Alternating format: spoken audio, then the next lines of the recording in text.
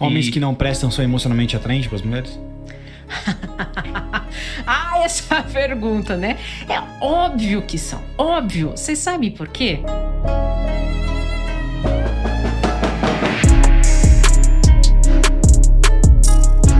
Tem aquele seu trecho no vídeo que você fala sobre a questão do que as mulheres estão procurando. Elas querem um cara emocionalmente disponível, que vai ser sensível para ter um relacionamento de verdade. Aí eu vi depois que um cara respondeu a esse vídeo seu falando sobre a questão de alfa e beta, que às vezes o que ele quis dizer é o seguinte nesse caso, né? Às vezes as mulheres vão querer esses caras que são mais dominantes no comportamento, consequentemente mais atraentes pra, sei lá, um relacionamento, sexualmente falando e tal, mas talvez para um relacionamento sério, um compromisso de longo prazo, não são tão interessantes. Como que você avalia, o que você quis dizer exatamente com esse contexto de que elas querem essa energia masculina e se aparece um cara que é mais bonzinho, ele não é interessante que ele não entrega essa energia dominante, digamos assim? Eu vou até ser mais direto, essa energia sexual. Tá? Essa energia sexual, o que é? Essa energia sexual é aquela... Porque, por exemplo, as mulheres, até então, a gente não estava tão livre sexualmente, correto? E, de repente, abriram as portas pra gente. A gente também pode. E a gente foi atrás disso. A gente começou a descobrir sobre isso, né? E essa liberdade sexual também fez com que a gente... entendesse o seguinte: eu quero ter a segurança, eu quero ficar segura, mas eu quero um homem que me pegue de jeito toda hora. E exatamente como aqueles construtos sociais que estão trazendo pra gente. Aquele homem que te pega por trás, aquele homem que te deixa maluca, que te deseja no elevador, que te pega... E geralmente, gente, principalmente depois de um relacionamento, né? Depois de um certo tempo, isso não acontece mais. Principalmente depois de 2 anos ali, onde toda a questão química da paixão, ela foi embora. A paixão, ela uniu no primeiro momento. Depois, não existe mais. Aí ela começa a achar, inclusive, que o relacionamento dela não tá dando boa. E ela começa a construir esse cavaleiro. E esse cavaleiro, ele é alto, ele é grande, ele pega de jeito, ele, inclusive, não tem problema. Daí o que acontece? Não tem problema ele trair, porque ele tá entregando um desejo, uma lacuna. Então eu vou pagar esse preço. Essa lacuna, ele vai preencher. Esse cara másculo dessa pegada vai preencher. Isso é mais importante do que a fidelidade? Para algumas mulheres que estão com autoestima baixa, que passaram uma vida tendo que provar alguma coisa ou que foram muito rejeitadas, para elas isso é muito importante. Porque é a forma que elas têm de validar. Mas você quer dizer fidelidade em que sentido? No sentido de que assim, o cara não assume ela para relacionamento ou o cara literalmente tá traindo? Ela paga o preço. Ou ela pode ser a amante, ou ela não se importa que ele atraia, que não assuma. E o que você quer dizer exatamente com isso sobre, no caso, que antes as mulheres, elas talvez fossem mais presas sexualmente, hoje elas têm essa liberdade? Significa que elas teriam que, então, separar em homens diferentes, o para relacionamento e o para sexo de qualidade? Elas tinham que... O que eu percebo? Para toda escolha existe uma renúncia. Não adianta, gente. Vamos ser bem honestos. Então, se é tão importante para você ter essa pulsão sexual tão presente na sua vida e aprender com isso, então você vai ter que entender que existe um custo para isso. Muito provavelmente você vai se conectar com esse tipo de homem, com esse tipo de situação. Agora, se você quer... Não, eu não quero. Isso pulsa dentro de mim, mas eu quero ter um homem diferente, intelectualmente mais tranquilo, que me acolha, enfim. Você vai ter que... em relação a isso, você vai ter que ser mais segura. Não adianta. Você acha que generalizando as mulheres estão fazendo esse modus operandi hoje em dia de separar esses caras quando elas são mais jovens, que talvez elas não precisam se preocupar nesse momento ainda em ter filho, pode esperar um pouco ainda, né? Porque ela ainda é fértil e tal, e ela tá começando na faculdade, pra se relacionar com esses caras que são mais dominantes, entregam essa energia mais forte, e depois, quando tá chegando mais perto agora, que ela terminou a faculdade, ela precisa de um relacionamento, agora ela quer ter filho, tá ficando em cima da hora, pra encontrar esse cara que talvez seja menos dominante, entrega essa energia mais calma e mais segura que ela precisa para um relacionamento? Dividir na idade, na vida dela? Pode ser, mas olha só, eu não acredito que ela faça isso de forma consciente.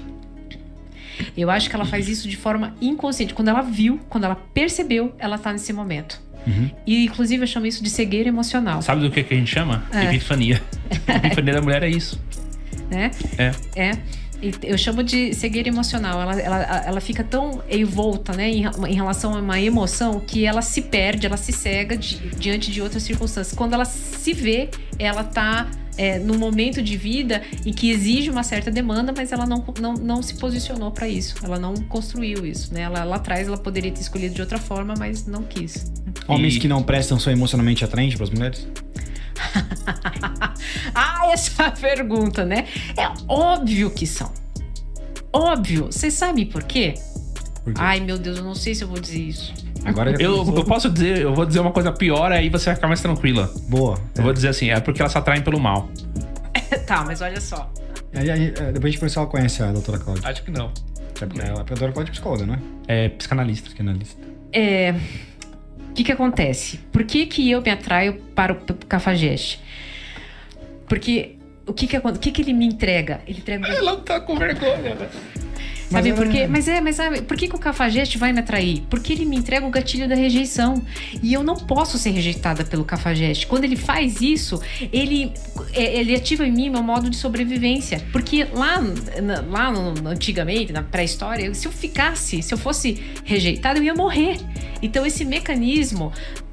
Eu, em grupo, eu tinha muito mais chance de sobreviver. Essa visão eu nunca vi. Mas não rejeitada. Eu sei dessa questão da rejeição, mas nunca vi por essa perspectiva. Mas não rejeitada por qualquer um. É pelo cara que ela vê que é muito desejado. É um cara muito pré-selecionado. Ele tem várias mulheres, ou esse cara, ele naturalmente atrai várias mulheres. Então, tipo, os olhares das mulheres também estão nele. Então, esse cara tem algo de diferente. Ele não é qualquer rejeição. É o cara que pode otimizar o VFM dela. Por isso que eu ia te dizer. Eu estou com receio de dar essa resposta, porque quer que eu te diga? Rejeição. É porque o que acontece? É o famoso morde e assopra. Então, assim, ele some, faz o ghosting, mas depois ele vai lá e assopra. Que isso, gata? Exatamente. Que isso, gata? Você não sabe o que eu tava fazendo, tava preparando uma noite quente de amor pra gente. Isso é altamente excitante. Então eu não vou morrer. Eu tô ali, eu vou conseguir voltar pra tribo. Eu vou conseguir, eu não vou precisar ficar sozinho. Entende? Então isso é mecanismo de sobrevivência. Então o cara que sabe fazer isso, a mulher que sabe fazer isso, ela é altamente manipuladora, ela é uma pessoa influenciadora. Você vê que assim, isso vem, né, inclusive da galera de sedução, são técnicas que eles usam em exemplos diferentes, mas que meio que fundamentam o mesmo, que é a questão do desprezo, a questão do chá de sumiço. Daí tem a questão que dizem pro homem usar contra a mulher, na questão pro cara mostrar que o valor dele que o tempo dele tem valor, né? Porque se ele ficar sempre falando com ela, ele demonstra que ela é o foco da vida dele, que ele sempre vai ter ali. Que isso também é confuso pra mim, porque assim, se o cara tá mostrando que tá presente, que ele tá focado na mulher, isso não garante pra ela que ela vai sobreviver? Nesse caso, então não deveria ser ultra atraente pra ela também, nesse contexto. É confuso isso. Mas então assim, por que acontece isso nesse caso pro homem também? Essa questão do chá de sumiço, da mulher sumir e do cara ficar pensando... Porque ativa na gente... Sabe no que a gente ficou bom em resolver problema? A gente só tem luz aqui, a gente só tem equipamento porque a gente resolveu um problema. Uhum. Então a gente é constantemente um executor de problema. Então, calma aí, eu tenho um problema para resolver aqui agora. Eu preciso que essa pessoa fique, eu preciso que essa pessoa volte. Então, isso é um mecanismo que tá na gente com tanta força que, inclusive, a gente faz de forma inconsciente. Por isso, qual que é o grande problema da minha arte, que é a saúde mental? Muitas coisas não são óbvias. Aham. Perfeito. Você concorda que as mulheres se atraem pelo mal? Quanto mais, a doutora Cláudia diz, né? Quanto mais demônio, mais atraente eles são, alguma coisa assim? É essa a frase? É essa a frase. Quanto mais demônio, mais atraente eles são. Por que eu concordo com ela? Porque mulher, ela tem uma verdade dentro dela de que ela é boa, de que ela é luz, que ela vai salvar. E luz precisa de quê? Escuridão. A bondade precisa o quê? Da maldade. Então, em nível inconsciente, sim, concordo com ela. Perfeito. Interessante.